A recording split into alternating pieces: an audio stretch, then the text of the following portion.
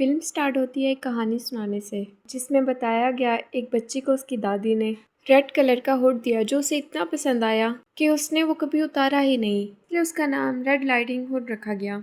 अब उसको सफ़र करने का बहुत शौक था।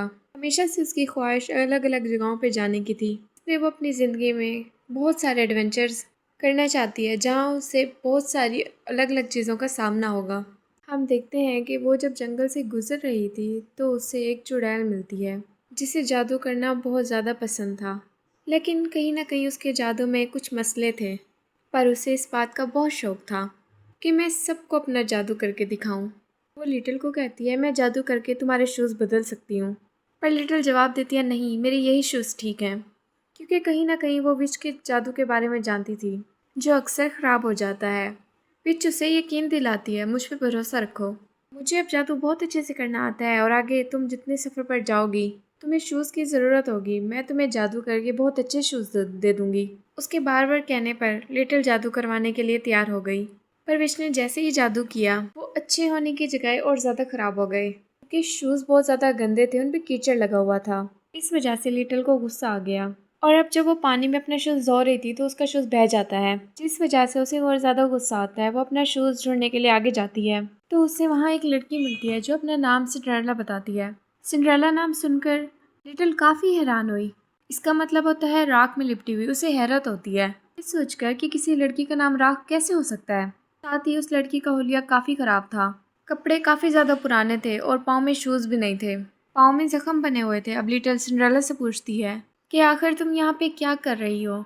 तब वो बताती है कि मेरा कबूतर मर गया था, बस उसी को दफन करने आई थी। तभी हमें पता चलता है कि लिटिल के पास एक अनोखी पावर है। वो जिस भी इंसान को देखती थी उसका पास्ट और फ्यूचर दोनों नजर आ जाता था उसे। तो उसे पता चला कि सिंड्रेला की दो सौतेली बहनें हैं, उसकी सौतेली मॉम भी हैं जो काफ़ी बुरा बर्ताव करती हैं उसके साथ, पर काफ़ी जुल्म किया जाता है। उसे ठीक से खाना पीने के लिए भी कुछ नहीं दिया जाता, ना ही उसे नए कपड़े दिए जाते हैं। ये सारी बातें लिटिल सिंड्रेला को बताती भी है, जो सुनकर वो काफ़ी हैरान हुई। ये सब कुछ लिटिल को कैसे पता चला। और अब वो लिटिल के सामने रोने लगती है, जो उसे चुप करवा के हौसला देती है। लिटिल उसे बताती है कि आज राजा के महल में एक डांस पार्टी है जो खास किंग के बेटे प्रिंस के लिए रखवाई गई है। यहाँ पर शहर की सारी लड़कियां आएंगी, जिनमें से प्रिंस अपनी पसंद की एक लड़की को सिलेक्ट करेगा और उसके साथ ही प्रिंस की शादी करवा दी जाएगी। लिटिल आगे बताती है कि वो जगह सिर्फ खूबसूरत लड़कियों के लिए है। जो लड़कियां कम खूबसूरत हैं, जिनके हुलिये खराब हैं, उन लड़कियों की वहाँ कोई जगह नहीं। ये सुनकर सिंड्रेला काफ़ी उदास हो जाती है। अब हम उसकी सौतेली बहनों और उसकी मॉम को देखते हैं, जो सिंड्रेला को खास पसंद नहीं करती। वो हर वक्त उससे काम करवाती रहती हैं। यहाँ सिंड्रेला की एक बहन को खाने का बहुत शौक था, हर वक्त ये सोचती रहती थी कि मैं खूबसूरत कैसे दिखूँ। जब वो खाना खा रही थी तो उसके हाथों से केक नीचे गिर जाता है, जिसे तभी आकर एक कबूतर खाने लगा। सिंड्रेला की बहन को उस कबूतर पर बहुत गुस्सा आया और उसने गुस्से में उस पर हमला कर दिया और उसे मार दिया। और यहाँ सिंड्रेला उसी को दफन करने आई थी। लिटिल को पता चला ये बेचारी बहुत परेशान है और ये उस डांस पार्टी में भी जाना चाहती है, इसलिए वो सिंड्रेला की मदद करने के लिए तैयार हो जाती है। तभी वहाँ पे वो जादूगरनी भी आ जाती है और अब जब उसने उन दोनों पर जादू किया तो वो दोनों बहुत ही ज़्यादा खूबसूरत बन गईं, क्योंकि अब उनके कपड़े बहुत प्यारे लग रहे थे और उनके कपड़े बहुत अच्छे लग रहे थे, पर उनके पास पहनने के लिए जूते नहीं थे। अब तभी वहाँ पे एक और जादूगरनी आ जाती है। उसे जादू करना बहुत पसंद था और उसके जादू बिल्कुल ठीक होते थे, और अब वो यहाँ जादू करके उन दोनों को गिलास के जूते देती है, यानी कि शीशे के बने हुए, और वो उन्हें बताती है कि ये जूते और किसी को नहीं आ सकते। इनका जादू सिर्फ 24 घंटे के लिए रह सकता है, उसके बाद ख़त्म हो जाएगा। यानी कि अगर ये दोनों डांस पार्टी में गईं तो आधी रात होने से पहले इन्हें वापस आना होगा, यानी कि 12 बजने से पहले, वरना ये अपने असली हुलिये में आ जाएंगी और इनका राज सबके सामने खुल जाएगा। अब हम देखते हैं कि सिंड्रेला और लिटिल के पास कपड़े भी थे और शूज़ भी आ गए थे। अब ये डांस पार्टी में जाएंगी कैसे, इनके पास तो कोई सवारी ही नहीं है। इसीलिए पहली जादूगर यहाँ पर बड़ा सा कद्दू लेके आती है, इसके साथ एक चूहा भी था। जैसे अब उन दोनों पर जादू करती है, यहाँ पर बहुत बड़ा कैरेज बन जाता है जो सवारी के तौर पर काम आएगा, और चूहा बन गया एक आदमी जो अब उन लोगों को पार्टी में लेके जाएगा। अब ये रात का वेट करते हैं। जैसे ही रात होती है ये दोनों पार्टी के लिए निकल जाते हैं, पर रास्ते में ही इनका एक्सीडेंट हो जाता है। वो लोग रुक जाते हैं क्योंकि उनके सामने कोई चीज़ टकरा गई थी। अब जब चूहा बाहर आकर देखता है तो वहाँ पर एक आदमी मरा हुआ था, जिससे वो देखकर परेशान हो गया और कहता है कि उनसे एक आदमी मारा गया है। अब जब सिंड्रेला और लिटिल बाहर आई तो इस आदमी को देखने लगी। अब लिटिल तो इस आदमी को नहीं जानती थी। जब सिंड्रेला से पूछा गया तो उसने बताया कि हाँ, मैं इसे जानती हूँ, ये तो रॉयल फैमिली का बार्बर है, यानी कि राजा की फैमिली का, जो बाल काटता है, जो डिज़ाइन बनाता है। किंगडम मतलब पूरे राज्य में लोग इसे बाल कटवाने और डिज़ाइन बनवाने आते हैं, कि ये जिस इंसान की हेयर स्टाइल करता है उस इंसान की किस्मत बदल जाती है। अब जब ये मर गया था तो ये लोग सोचते हैं हम इसे कैसे यहाँ पर छोड़ के जा सकते हैं। फिर जब उसे छू के देखती है तो उसे पता चलता है इसकी मौत अभी नहीं हुई, बल्कि काफ़ी टाइम पहले हो चुकी थी। इसे यहाँ पर इसलिए छोड़ा ताकि लगे इसकी मौत किसी और के थ्रू हुई है। सोचती है अगर हम यहाँ रुक गए और पुलिस को बताया तो हमें काफ़ी देर हो जाएगी और सिंड्रेला कभी भी डांस पार्टी में नहीं जा सकेगी। तो इसकी ख्वाहिश थी, इसलिए अब लोग उस लाश पर पत्ते डाल देते हैं और अब ये सीधा महल के बाहर पहुंच जाते हैं, जहां एक और लड़की खड़ी थी, पर उसे अब अंदर नहीं जाने दिया जा रहा था क्योंकि उसने अपना चेहरा छुपाया हुआ था। वो इतनी खूबसूरत नहीं लग रही थी। ये जब अंदर आई तो पूरा महल लड़कियों से भरा हुआ था। सारी ही बहुत खूबसूरत थी और साथ में बहुत प्यारे प्यारे ड्रेस भी पहनी हुई थी और सभी प्रिंस के साथ डांस करने के लिए तैयार थी और सभी डांस की प्रैक्टिस कर रही थी। यहाँ सिंड्रेला काफ़ी परेशान हो जाती है कि कहीं मेरी सौतेली मॉम और मेरी बहन पहचान ना लें, क्योंकि आज पार्टी में वो भी आई थी, जिस पर लिटिल उसे समझाती है कि ऐसा कुछ नहीं होगा, तुम लगी इतनी प्यारी रही हो कि तुम्हें कोई नहीं पहचान सकता। पार्टी में सिंड्रेला की बहन और उसकी मॉम दिखाई गई। उसकी बहन अपनी मॉम से दूसरी बहन के बारे में पूछती है, वो कहाँ पे रह गई है। यहाँ उसकी बहन ने अपने छोटे छोटे बाल करवाए हुए थे बाबर से, क्योंकि हर किसी को यही लगता था कि प्रिंस को छोटे बाल पसंद हैं। अब कुछ ही देर में यहाँ किंग आ गए। इसके बाद प्रिंस को भी बुलाया गया। यहाँ किंग प्रिंस से कहता है तुम अपने लिए लड़की सिलेक्ट कर सकते हो, जिससे भी तुम डांस करोगे हम समझ आएंगे वो तुम्हें पसंद आई है। लेकिन यहाँ प्रिंस किसी भी लड़की को पसंद नहीं करता, क्योंकि वो किसी और को प्यार करता था, जिस वजह से उसकी किंग से बहस भी हो जाती है, क्योंकि वो उसी लड़की से शादी करना चाहता था। पर यहाँ पर एक मसला था, 1 साल से उस लड़की का कुछ भी पता नहीं था। अब यहाँ किंग के काफ़ी कहने पर प्रिंस मान जाता है। अब वो आगे बढ़ता है। सिंड्रेला की खूबसूरती देखकर वो नहीं रुकता और अब प्रिंस उसके सामने अपना हाथ करता है और सिंड्रेला भी उसके हाथ में अपना हाथ रख देती है। सिंड्रेला बहुत ज़्यादा खुश थी। उसे यकीन ही नहीं आ रहा था कि प्रिंस ने उसे चुना है। ये उसकी ख्वाहिश थी कि मेरी प्रिंस से शादी हो जाए, क्योंकि इस तरह उसकी ज़िंदगी बदल जाएगी। और तभी थोड़ी ही देर में इस डांस पार्टी को रुकवा दिया गया। सिपाही आता है और बताता है हमारे रॉयल बार्बर की डेथ हो चुकी है। ऐसे लग रहा है जैसे उसे किसी ने मारा हो और बाद में उसकी लाश पर पत्ते डाल दिए गए थे, यानी कि उस बार्बर का कातिल जिसने उसे मारा वो इसी फंक्शन में मौजूद है। यहाँ सब लोग काफ़ी डर जाते हैं। सिंड्रेला और लिटिल भी काफ़ी घबरा जाती हैं। अगर हर चीज़ को चेक किया गया तो वो फंस सकती हैं, कि जाहिर है हमारे कैरेज पर खून लगा होगा। इसलिए वो चूहे ड्राइवर को अपने पास बुलाकर कहती हैं कि तुम्हें जल्द से जल्द गैरेज को साफ कर देना चाहिए। पर वो तो यहाँ खाने में मसरूफ़ था। उसे खाना बहुत पसंद था, चीज़ उसे बहुत ज़्यादा पसंद थी। और यहाँ पर जब पार्टी में उसने चीज़ देखी तो वो खुद को कंट्रोल नहीं कर पाया। अब ये भी यहाँ बताया जा रहा था कि बाबर की लाश के पास से चीज़ के कुछ टुकड़े मिले हैं। जिसने भी उसे मारा है उसे चीज़ बहुत पसंद है। ये बात सुनकर चूहा सोच में पड़ जाता है। वो अपने बारे में सोचकर घबरा जाता है। अब सारे गार्ड मिलकर हर चीज़ को चेक करते हैं, पर किसी भी कैरेज पर खून नहीं लगा हुआ था। अब हमें ये बात भी पता चलती है कि बार्बर की मौत कैरेज से टकराने से हुई ही नहीं। उसकी मौत तो पहले हो चुकी थी, बस हालात ऐसे बना दिए थे कि सबको यही लगे कि उसकी मौत कैरेज से टकराने से हुई है। अब गार्ड्स को बार्बर के घर भेजा गया, जहाँ पर उन्हें अलग अलग तरह की चीज़ें मिलती हैं। सबसे ज़्यादा लड़कियों के कटे हुए लंबे लंबे बाल। गार्ड किंग को बताते हैं काफ़ी टाइम से बार्बर अजीब बर्ताव कर रहा था। वो बताता था कि मुझे लड़कियों के लंबे लंबे बाल बिल्कुल पसंद नहीं। जिस लड़की के भी लंबे बाल दिखते थे वो उन्हें काट दिया करता था। तो हो सकता है इसी गुस्से में आकर किसी लड़की ने उसे मार दिया गया हो। ये सुनकर सिंड्रेला और लिटन आपस में बातें करने लगी कि यहाँ पर अब केस बिल्कुल ठीक चल रहा है और अब उन लड़कियों को बुलाया जाता है जिनके बाल कटे हुए होते हैं। वहाँ पर 5 लड़कियों को खड़ा कर दिया गया जिनके बाल कटे हुए थे। किंग उन्हें कहता है आप जब बार्बर के पास गई थी तो वहाँ क्या हुआ था? आप सब सच बताएं, क्या बार्बर का बर्ताव बदला हुआ था? आप लोगों ने गुस्से में आके उसे मारा था? अब क्योंकि पहले नंबर पर सिंड्रेला की बहन खड़ी हुई थी तो सबसे पहले उसे जवाब मांगा जाता है। पूछा जाता है कि बताओ आपके साथ वहाँ पे क्या हुआ था। अब लिटिल भी सबके दरमियान से वहाँ बाहर आके खड़ी हो गई थी और वो भी सबसे इन्वेस्टिगेशन करने लगती है। सिंड्रेला की सौतेली बहन बताने लगी कि मैं सुबह 10 बजे बार्बर के पास गई थी जिसने ज़बरदस्ती मेरे बाल काट दिए थे। हालांकि मैं कभी नहीं चाहती थी कि मेरे लंबे लंबे बाल कट जाएं। बार्बर ने बताया था कि प्रिंस को छोटे बालों वाली लड़कियां बहुत पसंद हैं। मैंने उसकी बात मानकर बाल कटवा लिए। वो यहाँ प्रिंस से पूछती है, आपको छोटे बाल पसंद है ना? देखिए, आपकी पसंद के मुताबिक मैंने बाल कटवा लिए, अब तो आप मुझसे शादी करेंगे ना? हाँ ठहरी पांचों लड़कियां प्रिंस से कहती हैं, देखिए हमारे बाल भी छोटे हैं, अब तो हम आपको पसंद है ना? जिस पर प्रिंस ने साफ मना कर दिया, नहीं नहीं, ऐसा कुछ नहीं है, ये सब तो बार्बर ने जानबूझ के किया है। अब सिंड्रेला की बहन कहती है, मेरी बात सुने, आज मैंने और बातें भी सुनी थी। वो कहती है, सुबह मैं प्रिंस से बात करने आई थी, जब मैं बाहर खड़ी हुई थी अंदर से काफ़ी आवाज़ें आ रही थी। उस टाइम प्रिंस और बार्बर का काफ़ी झगड़ा हो रहा था। अब सारा इल्ज़ाम प्रिंस पर आने लगा। अब जब प्रिंस से पूछा गया कि आखिर हुआ क्या था, तो वो बताने लगा कि आज सुबह स्टाइल बनाने के लिए बार्बर मेरे कमरे में आया था, तो मुझे उसके सामान में लड़कियों के लंबे लंबे बाल नजर आए। मैंने उससे पूछा, तुमने आखिर ऐसा क्यों किया?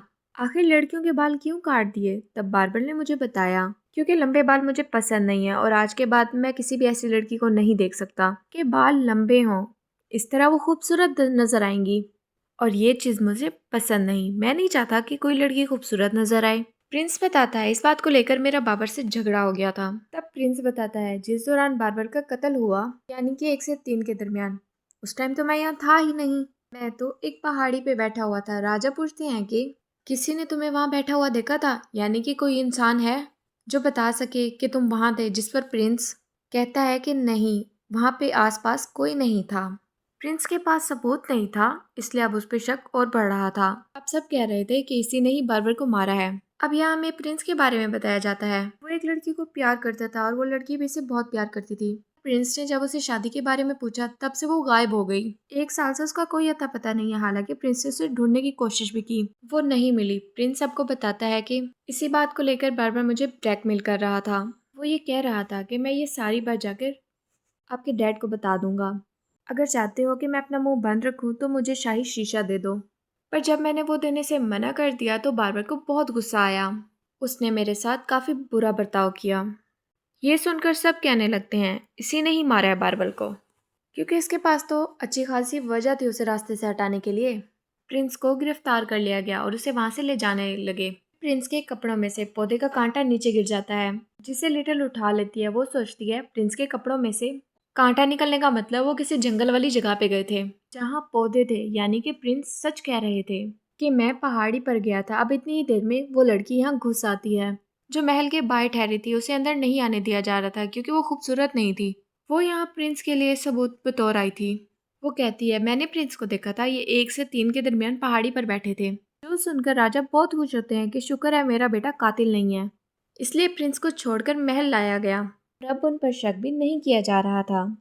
ऐसे टाइम गुजर रहा था, 12 बजने वाले थे। लिटिल और सिंड्रेला काफ़ी परेशान हो जाते हैं कि 12 बजने वाले हैं, हमें यहाँ से चलना चाहिए वरना काफ़ी देर हो जाएगी, क्योंकि जादू के ख़त्म होते ही हमारे कपड़े बदल जाएंगे और हम पहले जैसे नजर आएंगे। इसलिए ये दोनों वहाँ से फ़ौरन भागती हैं। प्रिंस भी इनके पीछे पीछे भागते हुए आया ताकि सिंड्रेला को रोक सके, पर वो नहीं रुकती और वो भागती रही, जिस वजह से उसका पाँव फिसला और वो वहीं गिर जाती है। उसके पाँव से निकला गया शूज़ भी वहीं गिर जाता है।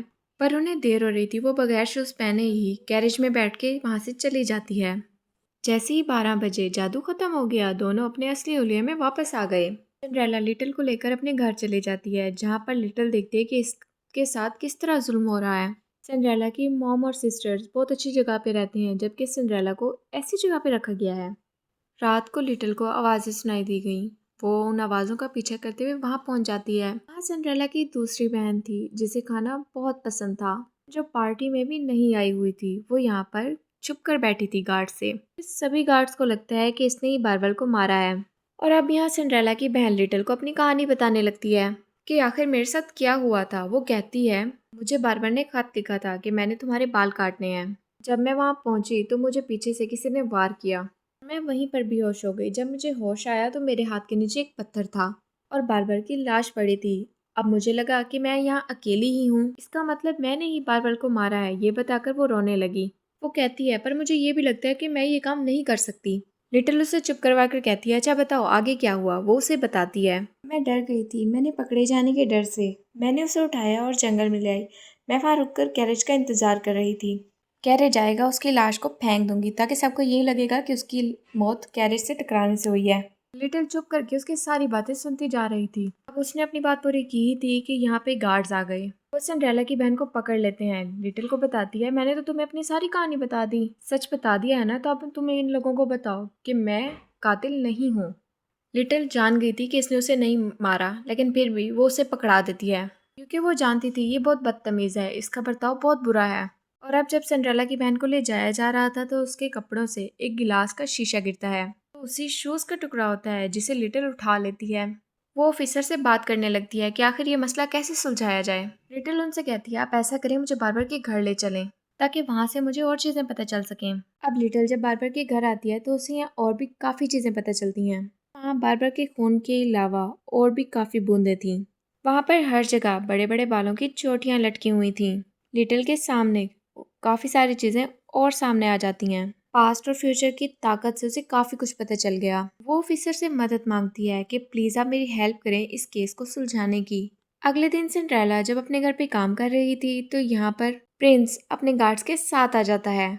उसके पास गिलास का वही शूज़ लेके आता है। कहता है कि हम हर शहर की हर लड़की को ये शूज़ पहना के देख रहे हैं। उस लड़की को ढूंढ रहे हैं जो कल पार्टी में आई थी, जिसे प्रिंस ने पसंद किया था, और ये जूता उसी के पाँव में आएगा। अब जैसे ही सिंड्रेला ने वो शूज़ पहना उसे फिट आ गया, जिसे सब लोग समझ जाते हैं कि सिंड्रेला ही वही लड़की है जिसे प्रिंस ने पसंद किया था। तभी प्रिंस उसकी तरफ बढ़ने लगता है, जिस वजह से सिंड्रेला बहुत खुश होती है। और फौरन यहाँ पर लिटिल आ जाती है, जिसे सारे सच का पता चल चुका था। अब यहाँ वो सारा सच बताती है कि असल में बार्बर का कत्ल किसी और ने नहीं, सिंड्रेला ने किया है। वो कहती है, मैंने किसी का कत्ल नहीं किया, तुमने मुझे कब देखा है? इस पर लिटिल यहाँ सारी बातें क्लियर करती है। उस दिन तुम कबूतर के साथ अपने जूते को भी दफन कर रही थी। ये सुनकर अब खुद सिंड्रेला बताने लगी, वो बार्बर मेरे बाल काटना चाहता था क्योंकि उसने मेरे बालों को देखकर अंदाजा लगा लिया था कि मैं बहुत खूबसूरत हूँ, इसलिए अब मेरे बाल कट जाने चाहिए। यानी कि बार्बर ने मुझसे झूठ कहा था कि वो मुझे बहुत खूबसूरत बना लेगा, लेकिन मैं जब उसके घर पहुंची तो उसने कैंची उठा ली क्योंकि वो मेरे बाल काटना चाहता था। ये देखकर मुझे बहुत गुस्सा आ गया। मैंने पीछे से आकर उसके सर पर वार कर दिया, पर वो हमला इतनी जोर से हो गया कि बार्बर की वही मौत हो गई। मैं डर गई कि कहीं मैं पकड़ी ना जाऊं, इसलिए मैंने सारा इल्जाम अपनी सौतेली पागल बहन पर डाल दिया। मैंने बार्बर की तरफ से उसे एक खत लिखा ताकि वो यहाँ आ जाए। बिल्कुल ऐसा ही वो जैसे ही बार्बर के घर आई, मैंने उसको भी पीछे से मार दिया, जिससे वो बेहोश होकर वहीं गिर जाती है, और मैंने वो पत्थर उसके हाथों में दे दिया ताकि जब उसे होश आए तो वो यही समझे कि मैंने ही बार्बर को मारा है। फिर वो इस छोटे से गिलास के टुकड़े के बारे में बताने लगी कि वो विच एक बार पहले भी मुझसे आई थी मिलने। उसने जब मेरे पाँव में पुराने जूते देखे थे तो उसने मुझे ये गिलास के शूज़ दिए थे, और जब मैं जंगल में भाग रही थी तो मेरा शूज़ टूट गया और मेरा ये टुकड़ा वहीं गिर गया। और मैं जब कबूतर अपना शूज़ दफन करने गई थी तब लिटिल तुम मुझसे आके मिली थी, और जिसके बाद वहाँ जादूगरनी आई जिसने हम दोनों के कपड़े बदल के रख दिए, पर अब कपड़े तो नए थे। वो दूसरी विच वहाँ पे आई, हालांकि वो पहले शूज़ मुझे दे चुकी थी। नए कपड़ों के साथ उसने मुझे नए शूज़ भी दे दिए थे। वो कपड़े पहनकर मैं इतनी प्यारी लग रही थी कि उस विच ने मुझे पहचाना ही नहीं। 2 बार शूज़ दे दिए, और इस तरह लिटिल ने उस केस को सुलझा दिया। अब दिखाया जाता है कि सिंड्रेला पर होने वाला जादू भी वहाँ ख़त्म हो चुका था, इसलिए उसके शूज़ अब असली रूप में आ गए, जिस वजह से वो पकड़ी गई क्योंकि उसके पाँव जख्मी थे। इसलिए अब उसे यहाँ गिरफ्तार कर लिया जाता है। प्रिंस हैरान था। वो लिटिल से पूछता है, आखिर तुम्हें इतनी सारी चीज़ें कैसे पता चली और कैसे तुमने इस केस को हल कर लिया? लिटिल कहती है, सिर्फ यही नहीं, अभी काफ़ी चीज़ें बाकी हैं। वो प्रिंस के पास जाकर कहती है, आपकी दोस्त जिससे आप प्यार करते हैं 1 साल पहले गायब हो गई थी ना, जानते हैं उसके साथ क्या हुआ था? लिटिल बताती है, जब मैं बार्बर के घर गई थी तो वहाँ मुझे किसी और के खून की बूंदें भी नजर आई थी जो सिंड्रेला की नहीं थी, क्योंकि वो काफ़ी पुरानी बूंदें थी, जिससे मैंने अंदाज़ा लगा लिया कि आपकी वो दोस्त भी बार्बर के पास गई थी और बार्बर ने ज़बरदस्ती कैंची लेकर उसके बाल काटने की कोशिश की थी। आपकी दोस्त ने ये चीज़ रोकने के लिए बार्बर से लड़ाई की, उसके बाल कट गए और साथ चेहरे पर भी बड़ा सा निशान आ गया। के साथ ही वहाँ प्रिंस की दोस्त को लाया गया, जो और कोई नहीं बल्कि वही लड़की थी जिसे बदसूरत कहा जा रहा था और महल के अंदर नहीं आने दिया जा रहा था, जिसने प्रिंस को पहाड़ों के ऊपर देखा था। यहाँ वो प्रिंस को बताती है कि मैं उसके बाद आपसे इसलिए नहीं मिली क्योंकि मैं जान गई थी कि आप मुझे कबूल नहीं करेंगे क्योंकि मैं इतनी अब बदसूरत जो हो गई हूँ। प्रिंस कहता है, ऐसा कुछ नहीं, मैंने हमेशा तुमसे प्यार किया है, तुम्हारी शक्ल सूरत से मुझे कोई फ़र्क नहीं पड़ता कि वो कैसी है। कि वो कहती है, नहीं, एक तो मैं आपके काबिल नहीं और दूसरा मैं आपसे प्यार नहीं करती। लिटिल कहती है, अगर तुम प्रिंस से प्यार ही नहीं करती तो उस दिन पहाड़ों पे क्या कर रही थी? जिससे ये सच सामने आता है कि वो भी आज तक प्रिंस से प्यार करती है। एक बार फिर ये दोनों साथ हो जाते हैं और इनकी शादी हो जाती है। खुशी खुशी लिटिल को अलविदा कहते हैं और उसका शुक्रिया भी अदा करते हैं। कि उसने इस केस को अच्छे से सुलझाया और उसके बाद वो अपने आगे वाले सफ़र की तरफ निकल गई। और इसी के साथ ये मूवी यहीं पे एंड होती है।